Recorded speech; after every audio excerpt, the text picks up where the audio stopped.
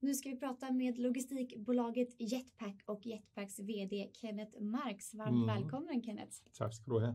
Ni avslutade året starkt med en organisk tillväxt på 8,5% i Q4 år över år.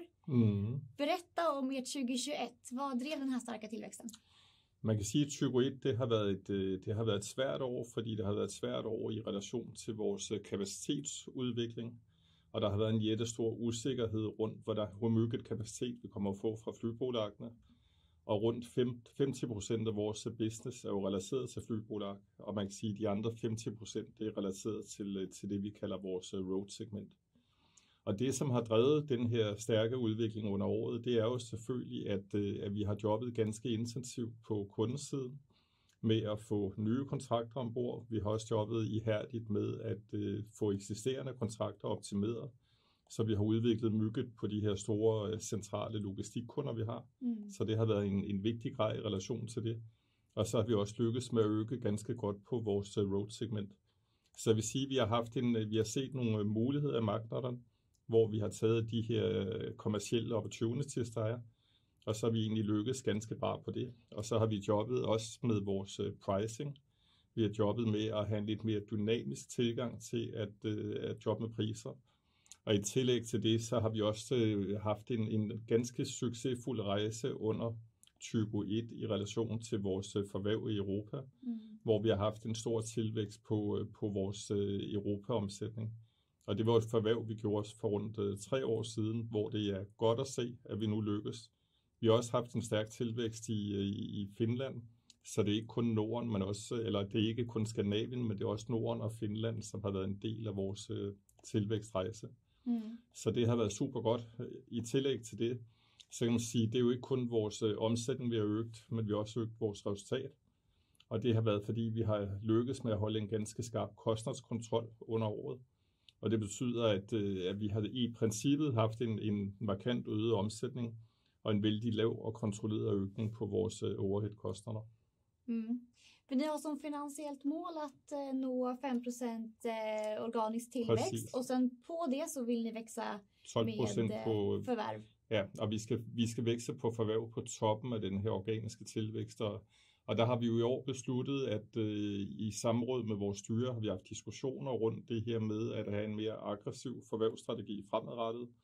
Jeg tror på, at skal vi skabe optimal værde for vores shareholders, så skal vi have en accelerated growth, og skal vi det, så kræver det, at vi er mygget mere aggressiv rundt forværvsmuligheder. Så vi jobber mygget med forværvskriterier, med vores forværvsstrategi, og vi kommer til at have en stærk pipeline af forværvskandidater. Det er jo ingen garanti for, at vi kommer at lykkes med forværv, fordi at der skal ligesom 2 til at være på en date, og især 2 til at blive gift. Men ikke desto mindre, så tror vi på, at vi kommer til at skabe noget, som bliver super bra for bolaget og for investorer. För det har ju varit mycket Norden och Nordic countries baserade, men nu börjar komma ut i Europa. Är det i Europa då förvärven ska ske? Det kan både være Europa og Norden. Jeg tror, det der er allervigtigst for os, det er, at vi gør forværv inden de produktområder, hvor vi ser nogle kommercielle muligheder. Og det vi tænker jettemygget på, det er jo forværvskandidater, som ikke er kopi en til en med Jetpak, for det tror jeg ikke er et realistisk scenarie, fordi Jetpak er ganske nichet inden en del af vores produkter, men det er forværvskandidater, som er i segmenter, hvor vi gerne vil udvikle os yderligere. Det kan være på pharma, det kan være på healthcare, det kan være på spare part logistik. Der er en række områder, hvor vi ser gode forværvsmuligheder, men det er ikke enbart Europa, det kan også være yderligere forværv på Norden. Under 2020 så var det ju ett tufft år för många, speciellt för transport, logistik, resebolag, alla som transporterar sig. Nu när restriktionerna börjar lyfta, hur slår det mot er? Jamen, jeg tror, det kommer at stå positivt, fordi hvis man ser på 2021, så har vi jo haft en fortfarande reduceret flykapacitet, og vi arbejder jo sammen med de store nordiske flybolag, og vi arbejder sammen med nogle europæiske flybolag. Men vi har været i en situation, hvor vores udvikling har været begrænset af, at vi ikke har haft den kapacitet tilgængelig, som vi havde i til eksempel januar og februar 2020. Så vores kapacitet er faldet ganske kraftigt, og de første måneder af covid-19, der lå vi måske nede på 10-20% af den vanlige flygkapacitet. Og flyg, det driver altså bare størstedelen af vores bundlinje, og driver en stor del af vores revenue. Og derfor tror jeg på, at jo mere flytkapacitet vi får ind, jo mere kan vi tage markedsandel igen. Og vi er også i en situation, hvor vi ser, at visse kunder har været tvunget til at lægge store logistikflow, til eksempel i Sverige, over på vægttransporter, fordi at vi ikke har haft den flykapacitet og de frekvenser, som kunderne de efterfråger. Og jo mere flykapacitet vi får, jo stærkere bliver Jetpak som bolag, og jo mere organic growth får vi, og jo bedre resultat kommer vi at få. För du sa att ni hade jobbat med kostnadskontroll och har ni haft tid att fokusera på det nu? När det varit lägre flygkapacitet, det kanske kommer med något gott nu då? Ja. Altså jeg tror det her med at jobbe med kostnadskontrol, det ligger i vores DNA. Og jeg er selv det som svenskerne kalder lidt snål, fordi jeg synes jeg er jo smålänning. Ja, så det er jo du ved hvad det er, så jeg har jo hele tiden forsøgt at holde igen. Og så kan man sige, så vi har tilpasset organisationen.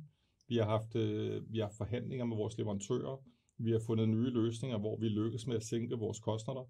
Og det har vi jo været tvunget til at gøre, fordi vi så jo, at omsætningen faldt første år i bøjeren på 2020, da covid-19 bøjede. Så vi har været tvunget til at gøre nogle ting helt anderledes. Og for mig det her med covid-19, jeg ved godt, at det globalt har det jo været et kæmpe stort problem. Ja. Og ud fra et helsesynspunkt et kæmpe stort problem. Men professionelt for mig, i forhold til at lykkes med at løse det her, der har det også været den mest spændende udmaning, som jeg har prøvet. Er du nöjd med, hvad ni har åstadkommit? Det er definitivt, for jeg mener, vi har fået bygget en platform, som gør, at vi er super konkurrencekraftige også på sigt. Og det, der er vores udmaning nu, det er selvfølgelig hele tiden at holde den her kontrol på kostnadssiden. Og det lykkes vi med i Tygo, det lykkes vi med i Tygo 1, og vi kommer også at lykkes med det i de kommende år. SAS är ju i färd med rekonstruktion. Kan du berätta lite hur det påverkar jer? Ja, nu kan du sige, jeg har jo selv et hjerte omkring SAS, fordi jeg har været SAS-anställd i mange år, og jeg var chef for SAS Cargo Group tidligere. Og derfor så ligger alt, hvad der hænder rundt SAS, det ligger jo tæt på mit hjerte, fordi jeg har det her gamle SAS-hjerte i mig. Og man kan sige, det er jo svært at se ens gamle arbejdsplads være i den krise, som de er just nu. Men jeg er helt sikker på, at de kommer at lykkes med den her rekonstruktion. På den korte bane er der jo en risk for, at de kommer til at forsimre det produkt, som vi køber for dem lidt grann. Men jeg tror, at det er en temporær periode, og jeg tror på, at SAS skal lykkes med at skabe både en rekonstruktion og komme styrke ud af det her. Så jeg er ikke jættebekymret. Det kan give nogle små bumps på vejen, men jeg er ikke jættebekymret for, at de ikke kommer at lykkes. Og jeg er sikker på, at vi vil fortfarande på den lange bane have et stærkt partnerskab med SAS. Men är det ett viktigt partnerskap, eller kan ni lösa det ändå? Det er et vigtigt partnerskab. At det er et vigtigt partnerskab betyder ikke, at vi er 100% afhængige af SAS, men det betyder, at det bliver lidt mere kompliceret for os at løse det. Men der findes jo andre flybolag, som vi også samarbejder med.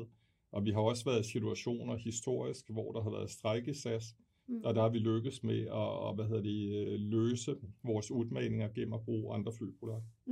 Så det er en mulighed. Men det er klart, at vi er jo tætte partner med SAS, så det er vigtigt, du ved, for os, at SAS kommer fint igennem.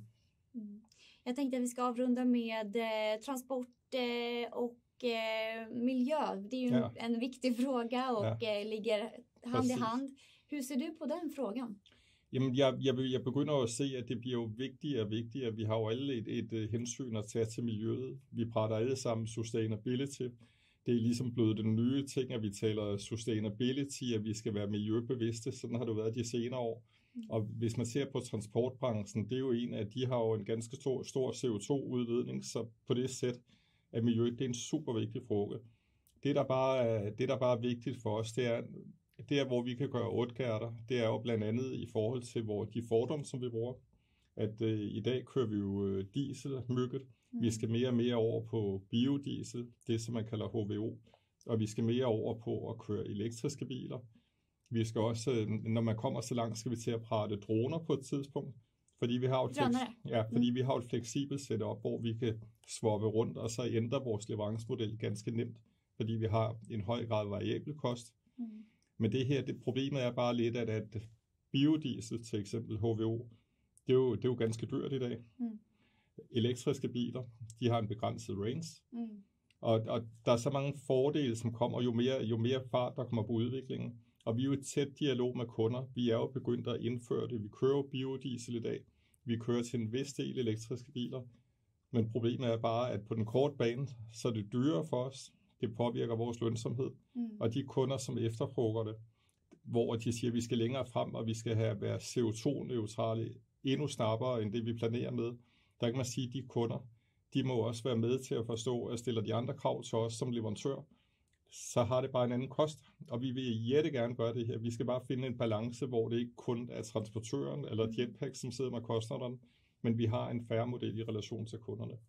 Og det er mange saker, som skal falde på plads. Det er der, men jeg synes, det er super spændende. Jetpak er en super spændende bolag, og det er et bolag, som jeg har solgt for at jobbe, både for og med, og vi har rigtig mange ting, vi skal gøre i årene frem.